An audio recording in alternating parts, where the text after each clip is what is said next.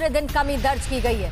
पिछले 24 घंटे में 3,55,000 नए केस सामने आए हैं और एक दिन में वायरस से 3400 से अधिक लोगों की जान चली गई। 24 घंटे में 3,18,000 लोग कोरोना से रिकवर हुए हैं।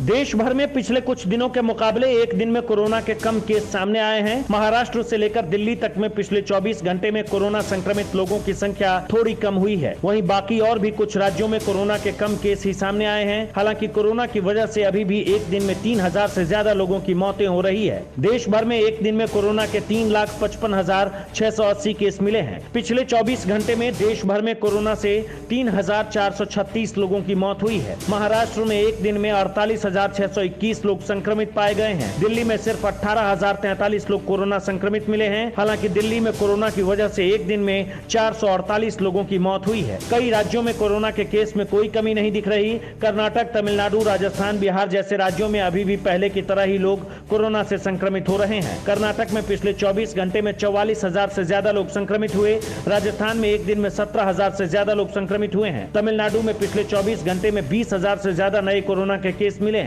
दूसरी ओर कहा जा रहा है कि बाकी दिनों की तुलना में कोरोना टेस्ट में आई कमी की वजह से कोरोना संक्रमित लोगों की संख्या कम दिख रही है। देश में कोरोना के बढ़ते हुए ग्राफ और ऑक्सीजन की कमी से हाहाकार मचा है। हालात बेहद खराब हैं, सिस्टम भी फेल हो चुके हैं। लेकिन इन सब के बीच स्वास्थ्य मंत्रालय ने दावा किया कि देश में ऑक्सीजन की कोई कमी नहीं, देश में पर्याप्त ऑक्सीजन मौजूद है। ये रिपोर्ट।